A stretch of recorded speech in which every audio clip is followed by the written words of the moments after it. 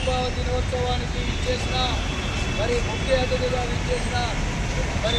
రంగారెడ్డి జిల్లా AITC working president Ramidi Shekar Reddy గారు, అదేవిధంగా కరీంనగర్ మండల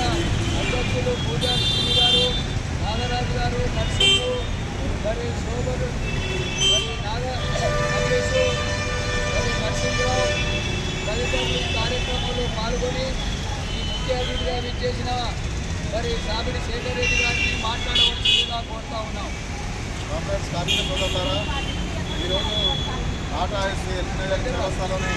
టాటా ఏసీ ఆధ్వర్యంలో ఏఐటీసీ 106వ ఆవిర్భావ దినోత్సవం సందర్భంగా జెండా ఆవిష్కరణ కార్యక్రమాన్ని ఏర్పాటు చేసి కార్యక్రమానికి అధ్యక్షత వహిస్తున్న ఏఐటీసీ ఎల్బీనగర్ నియోజకవర్గ అధ్యక్షులు కామ్రేడ్ బోయపల్లి రామగౌడ్ గారు, ఈ కార్యక్రమంలో నాతో పాటు పాల్గొంటున్న ఏఐటీసీ సల్నాడు మండల అధ్యక్షులు శ్రీనన్న, అలాగే హైదరాబాద్ మండల ఏఐటీసీ కార్యదర్శి నాగరాజు, అలాగే సిపిఐ పార్టీ మండల సహాయ కార్యదర్శి అయిన శోభన్, అలాగే నరసింహరావు, నాగేష్, టాటా ఏసీ కార్మిక సభ్యులందరూ కూడా ముందుగా 106వ ఏఐటీసీ ఆవిర్భావ దినోత్సవం సందర్భంగా శుభాకాంక్షలు తెలియజేస్తున్నాను. నిజంగా దేశ స్వాతంత్రం కన్నా ముందే అంటే 1920లో అక్టోబర్ 31న ఈ దేశంలో ఒకవైపు బ్రిటిష్ పరిపాలన, ఒకవైపు బానిసత్వ పరిపాలన, అలాగే జౌళి పరిశ్రమలో పనిచేసినటువంటి కార్మికులకు సమాన పనికి సమాన వేతనం, వారాంత సెలవులు, అలాగే వారికి లేడీస్కి మహిళలకు ప్రసూతి సెలవులకు సంబంధించి దాని మీద ఒకవైపు భారతదేశాన్ని బానిసలు బ్రిటిష్ వాళ్ళు వెళ్ళిపోయి ఆ భారతదేశాన్ని మేమే సంపూర్ణ స్వాతంత్రం కావాలని నిలదీస్తూ 1920లో లాలా లజపతి రాయ్ నాయకుడి ద్వారా AITC all India trade union Congress ఏర్పాటు చేయడం జరిగింది. దాదాపు 106 సంవత్సరాలుగా ఈ దేశంలో పనిచేస్తున్నటువంటి అసంఘటిత సంఘటిత కార్మికుల కోసం, అలాగే కాంట్రాక్ట్ లేబర్ కోసం, అలాగే రైతుల కోసం, వారితో పాటుగా వివిధ పరిశ్రమల్లో చిన్న పరిశ్రమల్లో పనిచేస్తున్నటువంటి కార్మికుల కోసం వారికి ఈఎస్ఐ పిఎఫ్తో పాటు వారికి సెలవులతో పాటు ఏదైతే సమాన పనికి సమాన వేతనం, శ్రమ దోపిడీకి కాకుండా వారికి శ్రమకు తగ్గ ఫలితాన్ని వేతనాన్ని ఇవ్వాలని చెప్పి 106 సంవత్సరాలుగా కొట్లాడి దాదాపు 44 చట్టాలను ఈ పోరాటం ద్వారా ఏఐటీసీ ద్వారా సాధించుకుంటే ఈరోజు కేంద్రంలో ఉన్నటువంటి మతోన్మాద నరేంద్ర మోడీ ప్రభుత్వం పూర్తిగా ఈ చట్టాలను తొలగించి ఏదైతే 8 గంటల పనిదినాలు ఉన్నటువంటి సమయాన్ని తిరిగి 14 గంటలు 18 గంటలు ఏదైతే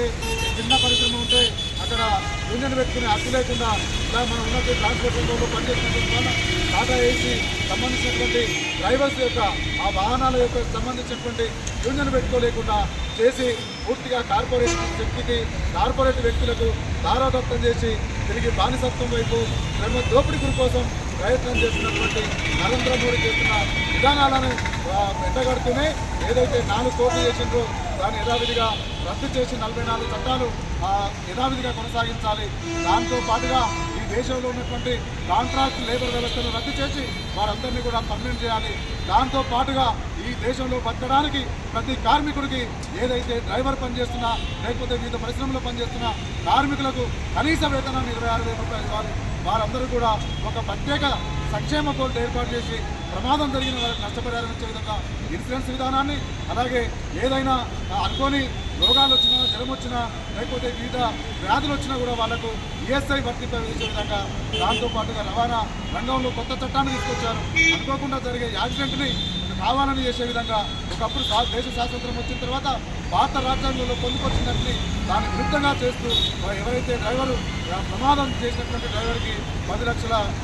ఎక్స్గ్రేషియా ఇవ్వాలని, దాంతోపాటు వారికి 6 సంవత్సరాలు 7 సంవత్సరాలు జైలు శిక్షణ అనేది చట్టాన్ని తెచ్చారు. ఆ చట్టాన్ని వెంటనే రద్దు చేసి యథావిధిగా రాజ్యాంగం మొదటిగా ఏ చట్టం అయితే ఉందో ఆ చట్టాన్ని కొనసాగించాలని, ఏదైతే రవాణా రంగంలో పనిచేసినటువంటి రోజువారీ ట్రాన్స్పోర్ట్ రంగంలో పనిచేస్తున్నటువంటి వాళ్ళ యొక్క డ్రైవర్స్ కానీ ఓనర్స్ జీవన ప్రమాణాలు పూర్తిగా దెబ్బతింటున్నాయి. వారికి ఎక్కడ ఆర్టీఓ అలాగే మిగతా వేధింపులు లేకుండా వారికి సరైనటువంటి అవకాశాలు కల్పించాలని చెప్పి ఈ సందర్భంగా తెలియజేసుకుంటూ, ఏదేమైనప్పటికీ ప్రభుత్వ రంగ సంస్థలన్నిటి కూడా కేంద్ర ప్రభుత్వం ప్రైవేట్ పరం చేస్తుంది. ఏదైతే ఎల్ఐసి రూపాయి కూడా పెట్టుకొని ప్రమాదం జరిగితే నా కుటుంబానికి ఆసరగా ఉంటుందని చెప్పి ఈ దేశంలో ప్రభుత్వ రంగ సంస్థ అయినటువంటి ఎల్ఐసిలో లక్షలాది మంది వాళ్ళకి ఇన్సూరెన్స్ సౌకర్యాన్ని వాళ్ళు పెడతా ఉన్నారు. వాళ్ళందరినీ కూడా దాదాపు ఉన్నటువంటి ప్రైవేట్ ఈ ఎల్ఐసిలో ఉన్నటువంటి అమౌంట్ మొత్తం కూడా ఆదాని అంబానీ రిలయన్స్కు వాళ్ళకు ఇవ్వడం అనేది దురదృష్టకరం. దాంతోపాటు నిన్ననే ఆదాని గ్రూప్కు ఎల్ఐసిని కట్టబెడుతూ ప్రభుత్వం తీసుకున్న నిర్ణయాన్ని వెంటనే విరమించుకోవాలి. లేదంటే భవిష్యత్తులో ప్రభుత్వ రంగ సంస్థలైనటువంటి ఆర్టీసీని ప్రైవేట్ చేశారు, అలాగే రైల్వే సంస్థలను ప్రైవేట్ పరం చేస్తున్నారు, రక్షణ రంగాన్ని ప్రైవేట్ పరం చేస్తున్నారు, బొగ్గును ప్రైవేట్ పరం చేసే ప్రయత్నం చేస్తున్నారు. ఈ ప్రైవేట్ పరం అనేది మనకు ఒక ఉత్తపరంగా ఉంది. కాబట్టి ఏదేమైనప్పటికీ మనం పోరాటం ద్వారా మన హక్కులను సాధించుకోవాలి. ఈ ఏఐటీసీ 106వ ఆవిర్భావ